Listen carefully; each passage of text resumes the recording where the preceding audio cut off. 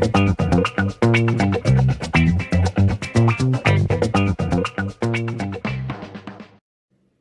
morning and welcome to Storytime from Carrickmacross Library. Today we're going to be reading a book called Hamilton's Hats, and it's by Martine and Axel Scheffler, and it's published by MacMillan Publishers. So here we go. Here's Hamilton, the little pig in the story. So let's see how he gets on. Hamilton the pig was very fond of hats.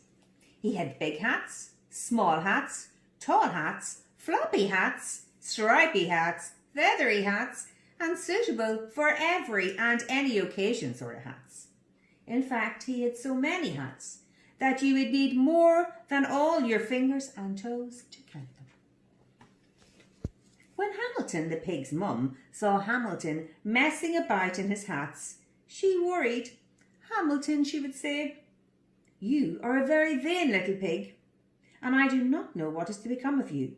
You have many lessons to learn in life, and you will learn none of them from hats."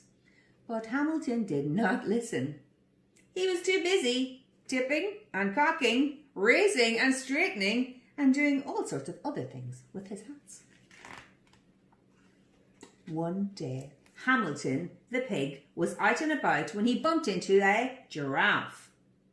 Hamilton was wearing a tall teetering hat, high as a chimney. "The hat makes me almost as tall as you," he said to the giraffe. The giraffe snorted and with one foul swoop snatched up the hat and flipped it onto her head.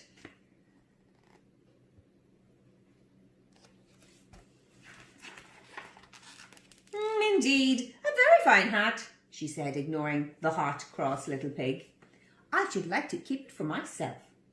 But if you are really determined to get your hat back, you must climb up my long neck to get it." Hamilton looked up at the giraffe's long, long legs and her long, long neck. It is not easy for little pigs to climb, but Hamilton did want his hat back, so he decided to do it anyway. It was horrid. The giraffe kept wriggling her neck because she said Hamilton was so tickly. But Hamilton was determined, and so at last he got his hat. Whee! He cried as he slid down the back of the giraffe's neck and bombed onto the ground. "I am a very determined pig, and I have my hat." And there he is, looking very happy with himself. The next day, Hamilton the pig was out and about when he came across a crocodile. Hamilton was wearing a fierce, pointy, snap-your-tail-off sort of hat.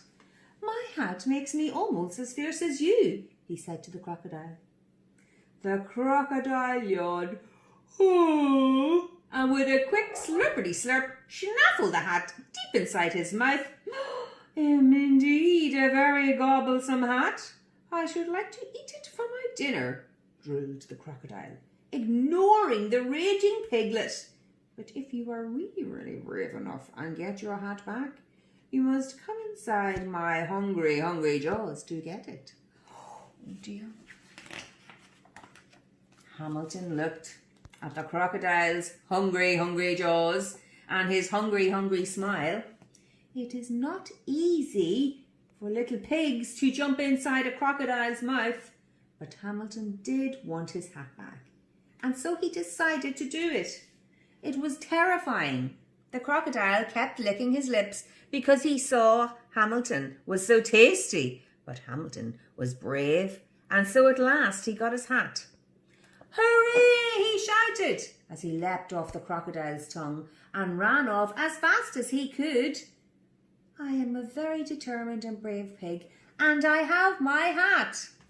There he is, running off with his hat on his head.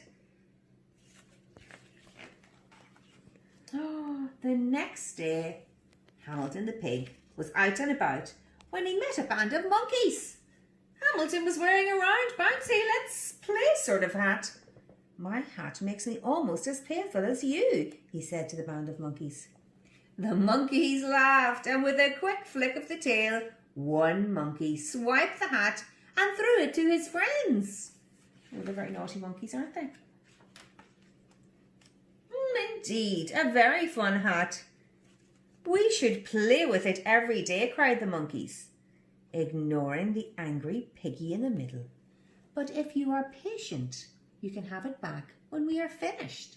Hamilton watched the monkeys throw his hat high, high, high into the air. It is not easy for little pigs to be patient. But Hamilton did want his hat back, and so he decided to do it. Poor Hamilton. It was boring. The monkeys played for hours and hours because they said it was such fun teasing Hamilton. But Hamilton was patient, and so in the end, he got his hat back. At last, he sighed as he said goodbye to the monkeys and plodded off. I am a very determined, brave and patient pig, and I have my hat.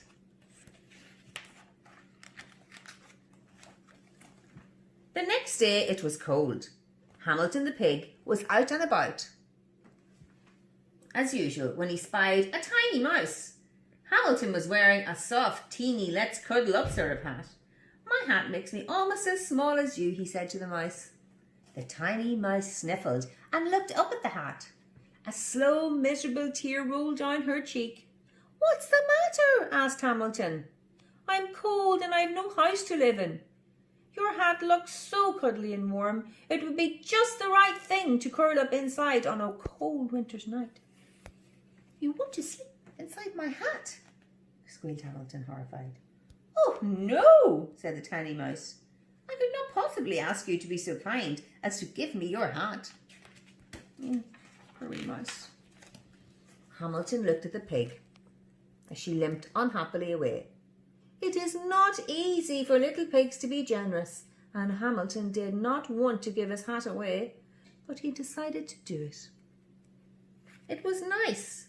The mouse kept shaking his hand and saying thank you because she said Hamilton was so kind.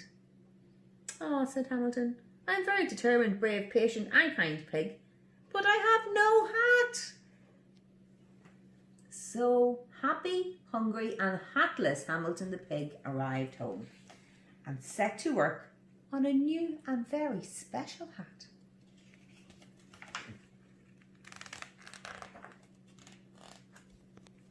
There's all the hats. Do you see them all?